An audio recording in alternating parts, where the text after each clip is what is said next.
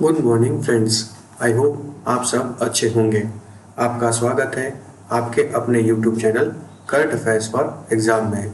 चलिए आज दिनांक 16/10/2024 की प्रश्नावली शुरू करते हैं। राष्ट्रीय कृषि एवं ग्रामीण विकास बैंक के हालिया सर्वेक्षण के अनुसार ग्रामीण परिवारों की मासिक आय में कितने प्रतिशत की वृद्धि हुई है? 24.5%, 33.7%, 41.8%, 57.6%। इसका सही जवाब है 57.6%। National bank for agriculture and rural development अर्थात नाबार्ड के हालिया सर्वेक्षण के अनुसार पिछले 5 वर्षों में ग्रामीण परिवारों की मासिक आय में 57.6% की वृद्धि हुई है। ग्रामीण परिवारों की औसत मासिक आय 57.6% बढ़ गई है 2016-17 में, जो कि 8,059 रुपये है, वो अब 12,658 रुपये हो गई है। नाबार्ड भारत का शीर्ष विकास बैंक है, जिसकी स्थापना सन 1982 में हुई थी। चलिए अगले प्रश्न पर आते हैं।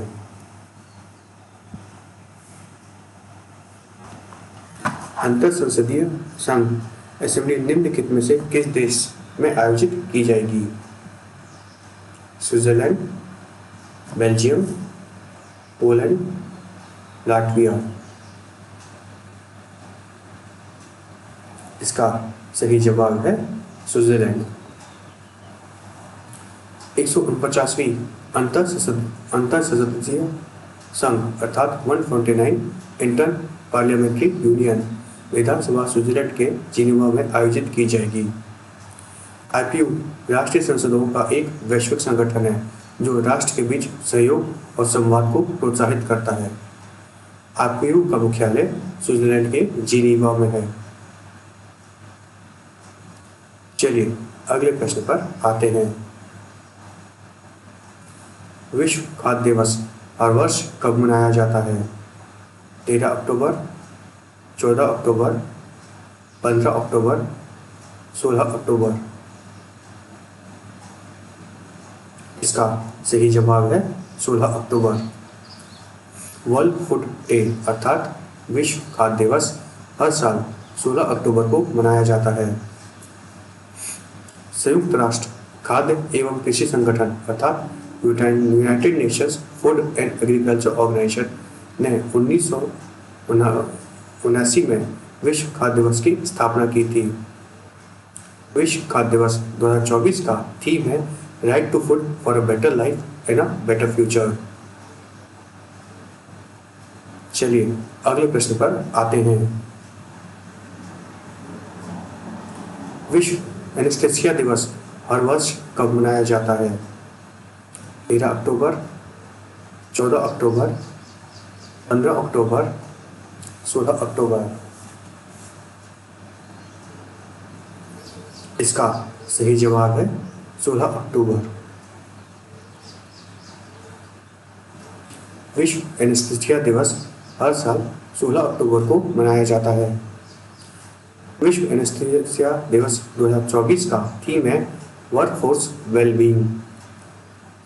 विश्व एनेस्थीसिया दिवस WTJ मॉर्टन के श्रद्धांजलि के रूप में मनाया जाता है, जिन्होंने 173 साल पहले एनेस्थेटिक के रूप में ईथर का पहला सफल प्रदर्शन किया था। विश्व एनेस्थीसिया दिवस की स्थापना world federation of society of anaesthesiologist द्वारा की गई थी। चलिए अगले प्रश्न पर आते हैं। राष्ट्रीय सुरक्षा गार्ड स्थापना दिवस हर वर्ष कब मनाया जाता है? 13 अक्टूबर, 16 अक्टूबर, 15 अक्टूबर, 16 अक्टूबर। इसका सही जवाब है 16 अक्टूबर। राष्ट्रीय सुरक्षा गार्ड के स्थापना दिवस हर साल 16 अक्टूबर को मनाया जाता है।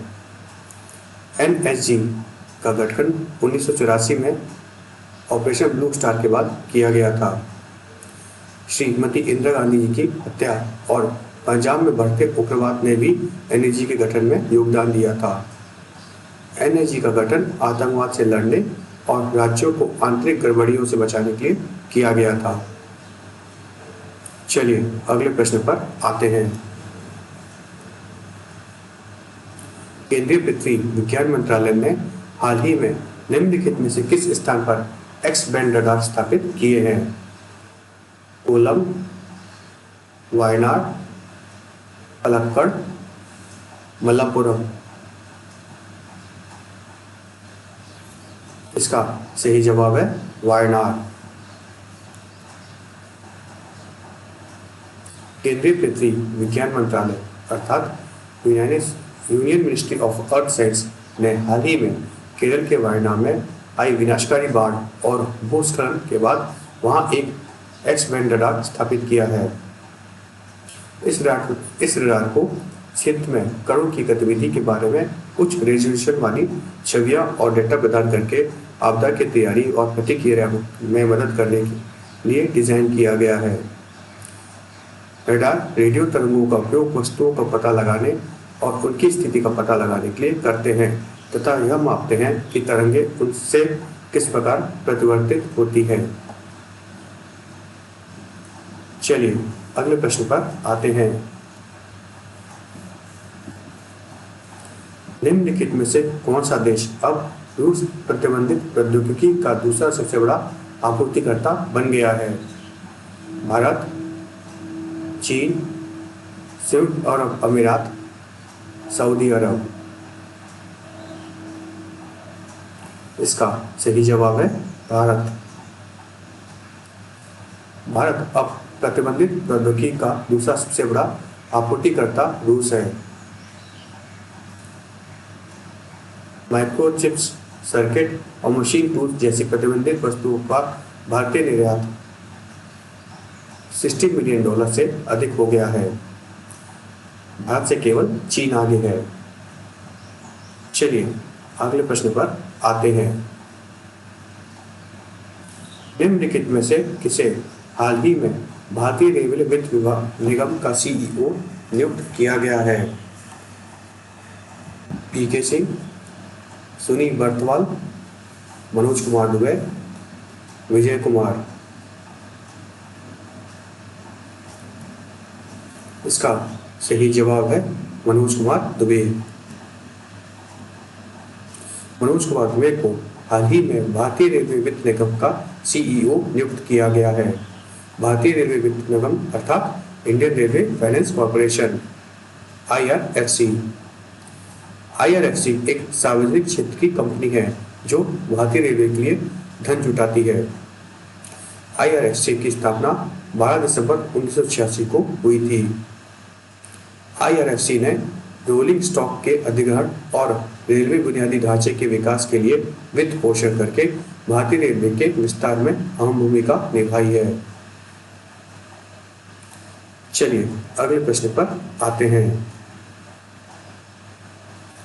अलाई बलाई उत्सव निम्नलिखित में से किस राज्य में आयोजित किया जाता है?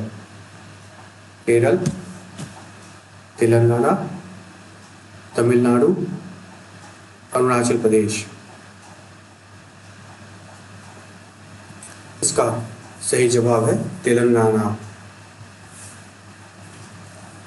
अलाई बलाई समारोह हाल ही में तेलंगाना के हैदराबाद में आयोजित किया गया था। अलाई बलाई में भारतीय राष्ट्र तेलंगाना की संस्कृति के लिए विशिष्ट भोजन और पारंपरिक मनोरंजन शामिल है। हरियाणा के राज्यपाल बंडारू दत्तात्रेय ने 2005 में तेलंगाना की संस्कृति को दर्शाते हुए अलाई बलाई उत्सव की शुरुआत की थी। चलिए अगले प्रश्न पर आते हैं। निम्नलिखित में से कौन सा देश 2025 में ISSF जूनियर विश्व कप की मेजबानी करेगा? Bharat, Peru, Chile, Argentina. इसका सही जवाब है भारत। भारत 2025 में ISSF जूनियर विश्व कप की मेजबानी करेगा। चलिए अगले प्रश्न पर आते हैं। निम्नलिखित में से किस देश ने भारत के साथ दृश्य श्रव्य सह निर्माण अर्थात ऑडियो विजुअल को प्रोडक्शन समझौते पर हस्ताक्षर किए हैं? America, France, Colombia, Germany. इसका सही जवाब है कोलंबिया। भारत और कोलंबिया ने ऑडियो विजुअल सह निर्माण समझौते पर हस्ताक्षर किए हैं। समझौते से दोनों देशों के फिल्म उद्योगों में सहयोग बढ़ेगा। चलिए अगले प्रश्न पर आते हैं। निम्नलिखित में से किसने 75 BRO इंफ्रास्ट्रक्चर परियोजना का उद्घाटन किया है? श्री नरेंद्र मोदी जी, श्री राजनाथ सिंह जी, श्री अमित शाह जी, श्री नितिन गडकरी जी। इसका सही जवाब है श्री राजनाथ सिंह जी। रक्षा मंत्री श्री राजनाथ सिंह ने 2236 करोड़ रुपए की लागत से सीमा सड़क संगठन अर्थात बॉर्डर रोड ऑर्गेनाइजेशन द्वारा निर्मित 75 बुनियादी ढांचा परियोजनाओं का वस्तुतः उद्घाटन और राष्ट्र को समर्पित किए हैं। चलिए अगले प्रश्न पर आते हैं। फ्रांस ने निम्नलिखित में से किस देश पर इजरायली हमलों का समाप्त करने का आह्वान किया है? Iran, Syria, Lebanon, Jordan. इसका सही जवाब है लेबनान। फ्रांस ने लेबनान पर इजरायली हमले बंद करने का आह्वान किया है। चलिए अगले प्रश्न पर आते हैं। निम्नलिखित में से किस राज्य में विद्यारंभा उत्सव मनाया गया? केरल, तेलंगाना, तमिलनाडु, अरुणाचल प्रदेश।